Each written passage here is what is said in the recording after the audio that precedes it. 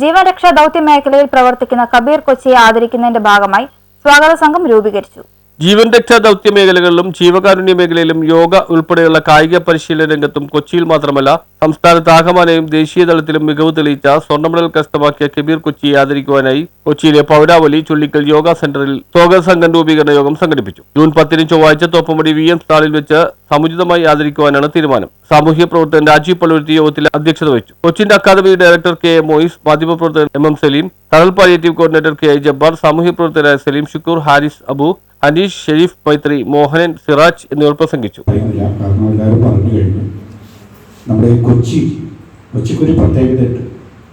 ഇതിൽ നമ്മൾ നേരത്തെ തുടങ്ങിയിട്ടുള്ള നല്ലത് കണ്ടാൽ നല്ലതിന് അംഗീകരിക്കുക, അവരെ പ്രോത്സാഹിപ്പിക്കുക എന്നൊരു മനോധർമ്മവും മനോസ്നേഹവും അതിനൊരു കൂട്ടായ്മയും, അത് കക്ഷി രാഷ്ട്രീയത്തിന് അതീതമായി അതുപോലെ മതചിന്തകൾക്ക് അതീതമായി ഒരു ഒത്തുചേരലുണ്ട്.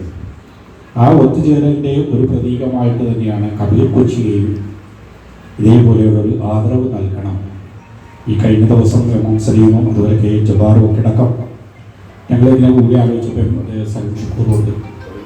ആലോചിച്ചപ്പോൾ എടുത്ത ഒരു കാര്യമായിരുന്നു. കാരണം ഇങ്ങനെയുള്ള മുഖങ്ങൾ നമ്മുടെ വരുന്ന തലമുറകൾക്ക് നമുക്കറിയാം, നിസ്സാര ഒരു പുസ്തകം പെൻസിൽ കൊടുത്താൽ അത് സോഷ്യൽ മീഡിയയിൽ വരുന്ന ഒരു കാലഘട്ടമുണ്ട്.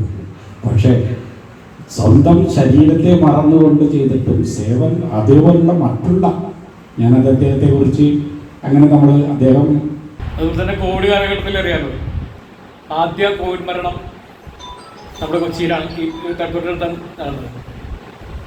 അന്ന് ഈ എല്ലാവരും വലിയ ഭീതിയിലായിരുന്നു. കാരണം കോവിഡ് എന്ന മഹാമാരിയെ കുറിച്ച് വലിയ പ്രചരണങ്ങളാണ് വന്നത്. അതുപോലെ തന്നെ അതിൻ്റെ ഇതും അങ്ങനെ തന്നെ. അപ്പോൾ ആ ബോഡി കുളിപ്പിക്കാനും മറ്റേ സംസ്കാര ചടങ്ങിനൊക്കെ ഇറങ്ങിയ ഒരാൾ എത്തി കബീർ സാഹിബ്. അന്ന് നമ്മുടെ പഴയപള്ളി ഖബർസ്ഥാനിലാണ് ചടങ്ങ് നടന്നത്. ഞാൻ അപ്പനാണ് അനീഷ് ഉണ്ടായിരുന്നത്. ഞങ്ങളൊക്കെ 5-6 പേര് അവിടെ ഉണ്ടായിരുന്നു. ബാക്കിയല്ല മാധ്യമപ്രവർത്തകരായിട്ട് ഞാൻ മാത്രമേ ഉണ്ടായിരുന്നത്. കാരണം എല്ലാവർക്കും ഭീതിയായിരുന്നു. ആ സമയത്താണ് നമ്മുടെ അന്ന് ACP അവിടെ ഉണ്ടായിരുന്നത് പൂങ്കുവിൽ എന്ന് പറഞ്ഞൊരു മേളമാണ്. ഇപ്പോൾ DGP പോസ്റ്റാണ്. കഴിഞ്ഞ മാസം ഹിമാചൽ പ്രദേശിൽ നടന്ന ദേശീയ ഗെയിംസിൽ യോഗ ഇനത്തിൽ വ്യക്തിഗത മത്സരങ്ങളിൽ കബീറും പങ്കെടുത്ത കബീറിന്റെ എല്ലാ ശിഷ്യഗണങ്ങളും സ്വർണ്ണ മെഡലും വെങ്കല മെഡലുകളും നേടിയിരുന്നു. കഴിഞ്ഞ വർഷം വയനാട് ദുരന്ത മേഖലയിൽ കബീറും സംഘവും നടത്തിയ അതീവ ദുഷ്കരമായ രക്ഷാദൌത്യം ഏറെ ശ്രദ്ധ നേടിയിരുന്നു. 51-അംഗ സ്വാഗത സംഘം കമ്മിറ്റിയാണ് രൂപീകരിച്ചത്. ചെയർമാനായി MM സലീമിനെയും ജനറൽ കൺവീനറായി രാജീവ് പള്ളുരുത്തിയെയും ട്രഷററായി സലീം ഷുക്കൂറിനെയും കോർഡിനേറ്ററായി മുയിസ് KAയും തെരഞ്ഞെടുത്തു. News bureau, Mattancherry.